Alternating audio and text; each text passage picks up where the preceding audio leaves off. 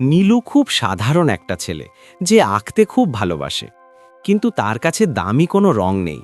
সস্তা একটা পেন্সিল দিয়ে সে পুরনো খাতায় ছবি আঁকে। একদিন ড্রয়ারের পিছনে সে একটি অদ্ভুত উজ্জ্বল হলুদ রঙের পেন্সিল খুঁজে পায়। কৌতূহলবশত সে খাতার কোণে একটি আপেল আঁকে। ছবি আঁকা শেষ হতেই খাতা থেকে একটা জ্যান্ত টকটকে লাল আপেল বেরিয়ে এলো। নীলু অবাক হয়ে সেটা হাতে নিল। সে বুঝতে পারল এটা একটা জাদুর পেন্সিল।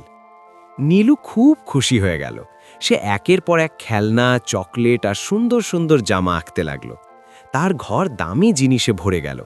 সে ভাবল সে এখন পৃথিবীর সবচেয়ে সুখী মানুষ। পরদিন নীলু যখন রাস্তা দিয়ে যাচ্ছিল, দেখল তার বন্ধু রাজু মন খারাপ করে বসে আছে। রাজুর স্কুল ব্যাগটা ছিঁড়ে গেছে, তাই সে স্কুলে যেতে পারছে না। আবার পাশের বাড়ির দাদু তার চশমাটা হারিয়ে ফেলেছেন বলে কিছুই দেখতে পাচ্ছেন না।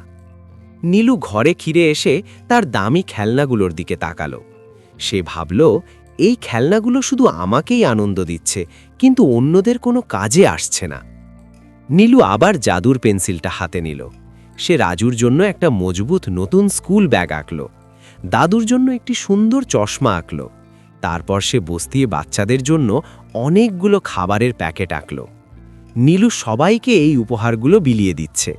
সবার মুখে হাসি দেখে নীলু অনুভব করল নিজের জন্য আঁকার চেয়ে অন্যদের জন্য আঁকাতে আনন্দ অনেক বেশি। হঠাৎ পেন্সিলটা ছোট হয়ে শেষ হয়ে গেল, কিন্তু নীলুর আর মন খারাপ হলো না, কারণ সে এখন জানে মানুষের উপকার করাই হলো আসল জাদু।